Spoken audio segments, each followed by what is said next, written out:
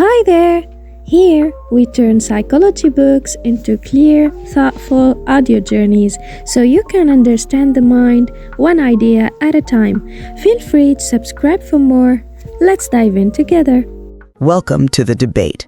I'm the advocate, and as always, I'm joined by the dissenter.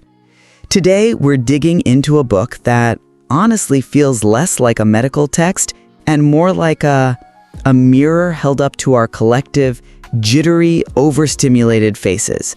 We're talking about Dopamine Nation, Finding Balance in the Age of Indulgence by Dr. Anna Lembke. And this really gets to the heart of the modern condition, doesn't it? I mean, the neuroscience of addiction and this fundamental question of whether we as humans evolved for scarcity can actually find any balance in a world that seems engineered to just drown us in abundance. Engineered is one way to put it. I'd probably say weaponized. But before we get deep into the neuroscience, and we definitely need to, let's just call it what it is. This book isn't just about, what we traditionally think of as addicts. It's about how we are all addicts now. Lembke makes this point right at the start, that the smartphone is the, quote, modern-day hypodermic needle, delivering these little digital dopamine hits 24/7. And frankly, after reading this, I felt personally attacked. So let's drop the academic pretense for a second. Be honest, what's your specific guilty pleasure dopamine hit that you check the second your eyes open in the morning? Is it the news, email, or are you doom scrolling Instagram with the rest of us? I see you're starting with the interrogation early today. Well, if we're being radically honest, which, is a concept we'll get to later as a form of therapy, it's email. I have this compulsive need to clear the inbox the moment I wake up. It feels like I'm being productive, but I know what it is. It's a dopamine loop, checking for new information. But the optimism I take from Dr. Lembke's work is that understanding why I do that, understanding the biology of this pleasure-pain balance, is what empowers me to stop. The core thesis here isn't just that we're all hooked, but that the mechanism is universal and maybe reversible. It's all about that seesaw in our brains. The seesaw. It's a cute metaphor, but I worry it sort of simplifies a problem that's industrial in scale. But okay, go on, lay out the biology. Convince me that knowing about a mental playground toy is going to stop me from watching 4 hours of TikTok tonight. Does understanding the mechanism actually give us the keys, or does it just make us more informed passengers on the, ride to burnout? I think it gives us the keys because it takes the moral failing out of it. This isn't about you being weak. It's about your biology doing exactly what it was designed to do. So Lembke explains that pleasure and pain are co-located. They're processed in the same part of the brain, and they work like a balance beam on a fulcrum. When you experience pleasure, chocolate, sex, a like on social media, whatever, dopamine is released and the balance tips to the side of pleasure. But, and this is the most important part, the brain demands homeostasis. It just wants to stay level. Right. It hates being tipped over. It wants that baseline. Exactly. So when you tip it toward pleasure, the brain adapts. Lembke uses this image of gremlins. These little creatures, they hop onto the pain side of the balance to counteract the weight of the pleasure. Now, scientifically, what's happening is your brain is downregulating dopamine transmission. It's literally reducing the number of receptors or making less dopamine to dampen the signal. The gremlins are just a metaphor for that chemical pullback. I actually found the gremlins visual really helpful because it explains the come down so well. It explains everything about tolerance and withdrawal. As these gremlins pile on, they bring the balance back to level. That's tolerance. Now you need more of the drug to get the same feeling because the gremlins are pushing back. But if you keep bombarding the pleasure side, if you keep scrolling, keep eating, keep using, the gremlins multiply. They get bigger, stronger. And eventually when you stop the activity, those gremlins are still sitting on the pain side and they slam that seesaw down into pain. That's withdrawal. The big insight here is that the anxiety, the irritability, that emptiness, it's not a permanent state. It's just the gremlins waiting to hop off. Okay, I get the physics of it. It makes sense. But this is where I come at it from a totally different angle. You're talking about biology like it exists in a vacuum. Lembke quotes Dr. Tom Funicane, who said, "We are cacti in the rainforest. Our brains were designed for scarcity, where you had to walk for miles to get one berry. We're optimized to seek rewards, because rewards used to be rare. Now, we are drowning in rain. we're drowning in dopamine. So my issue is, you're framing this like a battle we can win with knowledge and willpower, but the entire environment is fundamentally hostile to our balance. But we aren't cacti. We're sentient beings who can change our environment. We can build umbrellas. Can we, though? Look at the dopamine deficit state. It's not just that the seesaw tips back for a bit. It's that chronic overconsumption leads to anhedonia, the inability to enjoy anything. The gremlins don't just camp out, they build a permanent fortress. And that fortress is being funded by Silicon Valley. I mean, the book talks about limbic capitalism. You have these massive corporations that have spent billions of dollars mapping the exact reward pathway you just described for the sole purpose of exploiting it. So sure, we can talk about waiting for the gremlins to get off the seesaw, but when your phone is buzzing in your pocket with variable rewards designed to trigger a survival instinct, is it really fair to say the solution is just endure the come down? Doesn't that kind of ignore the fact that the whole game is rigged? The game might be rigged, but we're the ones who keep playing. And that brings us to one of the most provocative examples in the book, which I think illustrates this universal drive we have to mechanize pleasure, no matter the cost. We have to talk about Jacob and his machine. We're going there? The masturbation machine? Okay. We have to. It's the first case study for a reason. Jacob was a patient who built a literal device to mechanize his own gratification. He used, parts from a record player and a coil to create something that could bring him to the edge of satisfaction and just keep him there for hours. It sounds extreme, maybe even repulsive, but Lembke's whole point is that Jacob is just an exaggerated version of all of us. He mechanized his pleasure to get a steady, uninterrupted flow of dopamine. He took out all the friction, human interaction, effort, uncertainty, and just boiled it down to pure sensation. It is a grotesque image, but she's right. It works because it's horrifyingly relatable. But here's where I want to push back. I don't think Jacob is that unique. I mean, think about your morning email routine. Think about scrolling Twitter. Is that not a masturbation machine? You're swiping a piece of glass to get a hit of information or outrage or validation. It's the exact same loop. But here's the kicker, and this is where the tech aspect is even more insidious than a physical machine. How so? I mean, Jacob's machine was the ultimate form of control. That's the difference. Jacob controlled the speed, but social media, that's a slot machine. The algorithms control the speed. And this gets to the concept of loss chasing. Lembke brings up that study on pathological gamblers. I think it was Jakob Linnet. They found that gamblers actually released more dopamine when they were losing than when they were winning, as long as the outcome was uncertain. Right, the maybe is more potent than the yes. Exactly. It's the unpredictability. Jacob's machine was predictable, but when you pull down to refresh your feed, you have no idea what you're going to get. A cat video, news about World War III, a like from your crush. That uncertainty spikes dopamine higher than the reward itself, because your brain is desperately trying to learn the pattern. So, here's my question for you. Does knowing that Instagram is treating you like a lab rat actually make you stop scrolling? Or do you, like me, just hate yourself while you're doing it? That is a cynical question, but a compelling one. And to answer it, I think you have to look at the evidence that Lembke presents on what actually works to break that cycle. Just hating yourself while doing it is just another form of pain that keeps the cycle spinning. The solution she proposes is this dopamine framework, specifically the A for abstinence. The dreaded A word. Just say no. Well, it's more nuanced. She's very specific about the data here, about the timeline. She argues that for a real reset, to actually get those gremlins off the seesaw, you need a very specific amount of time. 2 weeks isn't enough. Okay, but why not? If I quit sugar for 2 weeks, I usually feel way better. You might feel better physically, but your neural pathways haven't reset.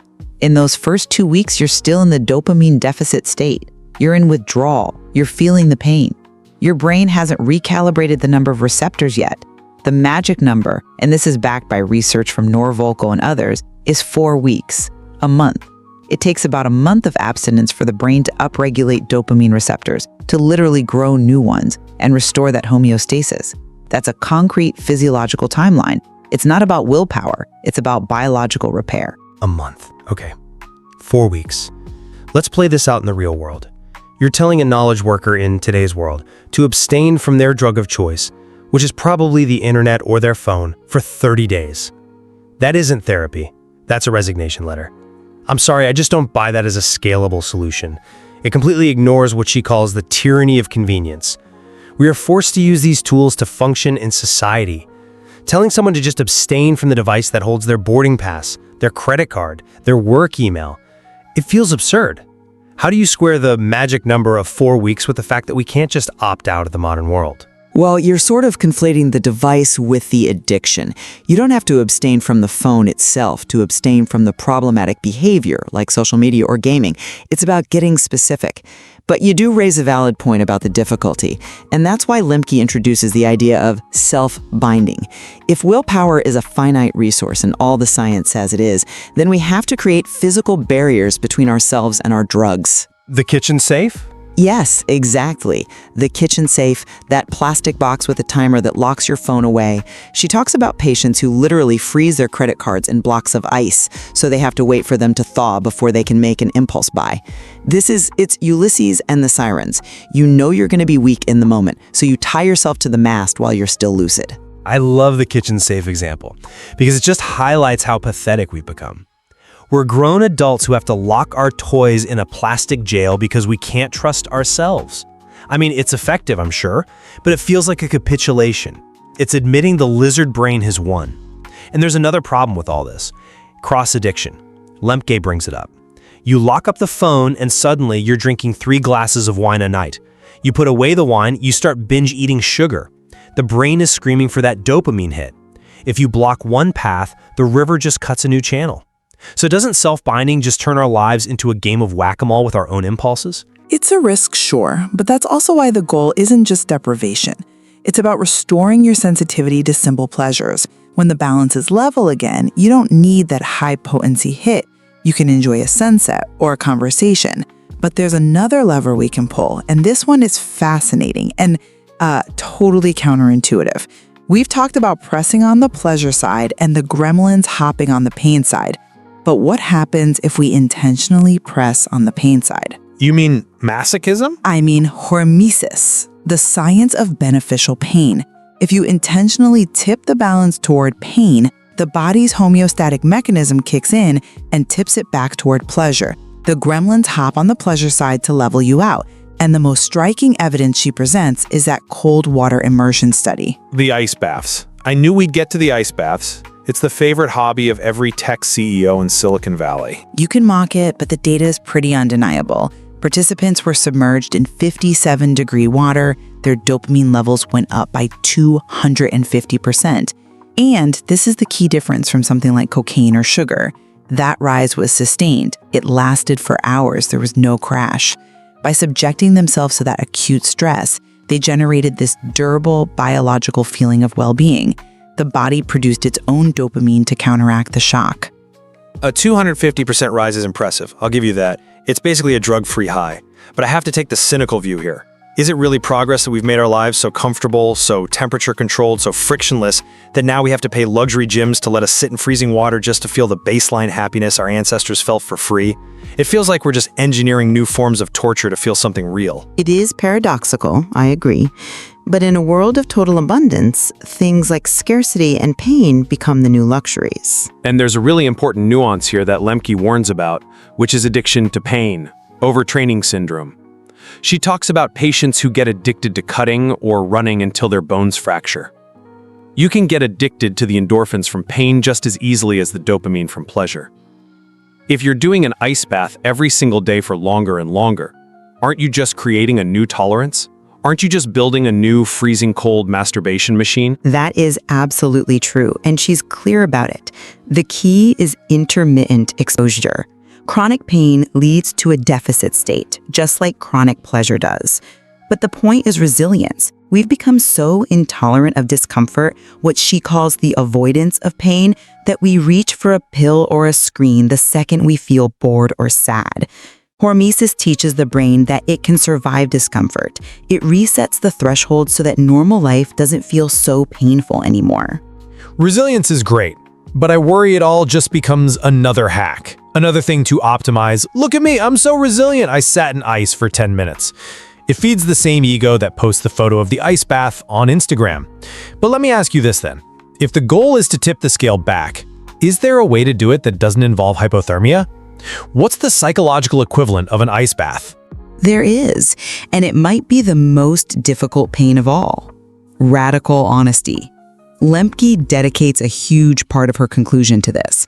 She argues that lying, even small white lies, is a way of avoiding immediate discomfort. It's a cheap dopamine hit of false connection or, avoidance.